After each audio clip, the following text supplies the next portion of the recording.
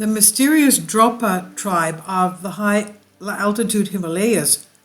This unusual tribe was believed to have been extraterrestrial because they had strange blue eyes, almond shaped with double lids, they spoke an unknown language, and their DNA did not match any other known tribe. Isn't that strange?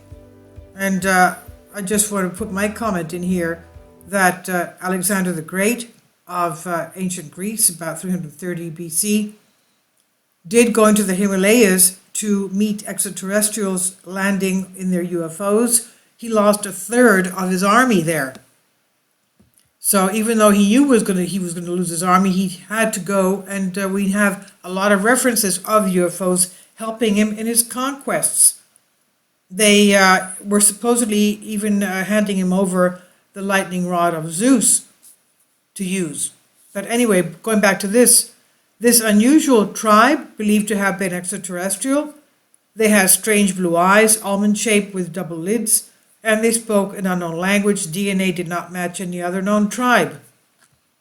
In the early 20th century, a strange story emerged from the isolated peaks of the Himalayas. The story was that in 1938, a group of amateur archaeologists discovered remains of an ancient culture with insights into astronomy and timekeeping that were far beyond any other known human culture at that time. But what was even stranger was their discovery of an entire hidden chamber in one of these caves. The chamber contained a cylinder made of a metal unknown to them, as well as 7 dead bodies with unusual physical features.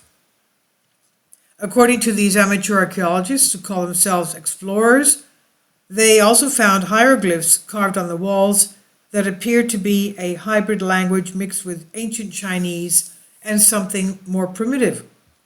What's more is that they discovered sculptures carved into the walls which resemble these strange people. Short, lanky fingers with large heads and comparatively small bodies. These explorers believe these people were called Dropa because one of these sculptures had been vandalized with graffiti so they could read it. The explorers theorized that this tribe must have fallen through a gap in the floor above and died due to a lack of oxygen since there was no other way out. They concluded that they must have been some sort of refugees fleeing from another tribe or group of people who destroyed their homes or land for some reason, perhaps war. As such, they buried them respectively before leaving and never spoke about it again. The mysterious Dropa people, the Bayan Karaula mountain range on the China-Tibetan border, is home to the Ham and Dropa peoples, who are distinct from the surrounding tribes due to their unique human genotype.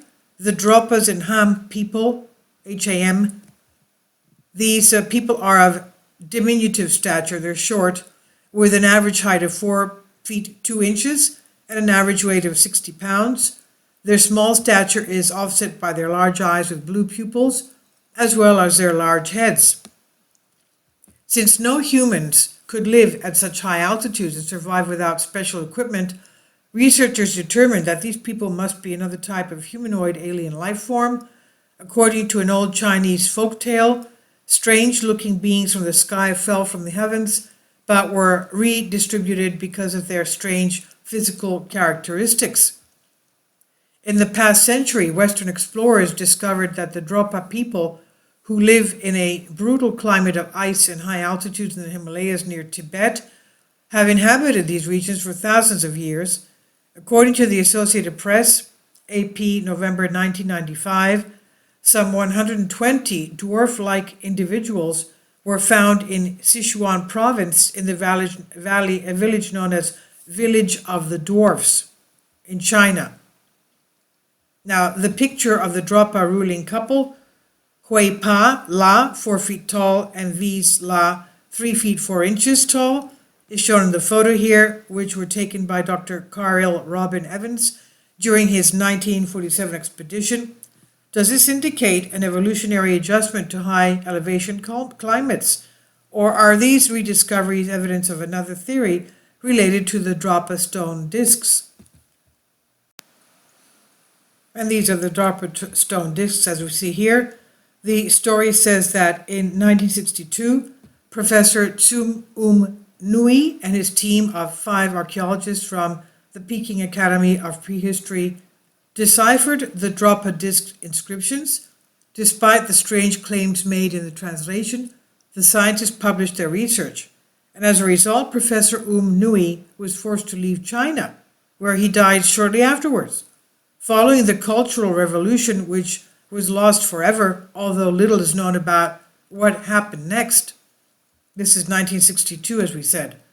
Today, many enthusiasts say there's no evidence that at the camp that disproves the 1962 tale or its translation. It would be foolish to think that the tale was invented or that the translation was a hoax. The story may be improbable, but it's not impossible, nor has anyone ever deciphered a human language, let alone an extraterrestrial one. The discs were discovered in between 1937 and 38, and at that time their inscriptions could not be deciphered by modern researchers.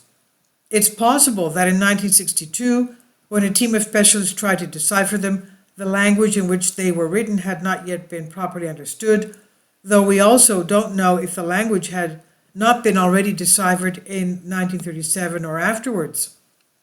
Scientists in China were able to create some meaning with the help of technological dating and modern instruments in 1962.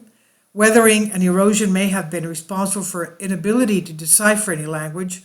The Dropa stone is no exception. What is the meaning of the inscriptions?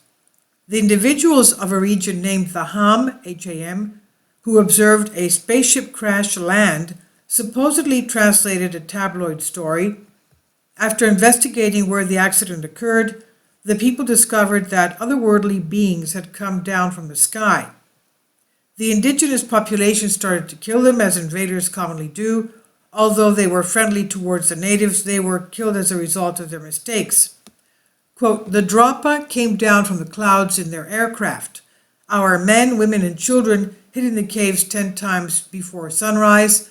When at last they understood the sign language of the Dropa, they realized that the newcomers had peaceful intentions, end quote. The extraterrestrials were able to mend their broken spacecraft and so remained with the Ham people. They were unable to mend their spacecraft, so they remained. According to a lot of translators, interbreeding between species is suggested by the text. If interbreeding occurred, what are the physical markers that distinguish the modern Dropa from their Tibetan and Chinese fellows? Well, there are so many of that. The Dropa people are distinct from their neighboring people due to their genetic anomalies, so could the inscriptions of the Dropa stone discs be right after all? Is it possible that the Dropa people are actually of extraterrestrial origin? And you can read more about the Dropa stone discs and their strange inscriptions in the article in the link here. And this is on Collective Spark by N. Hale, Ancient Mysteries. Please leave your comments. Thank you for your support.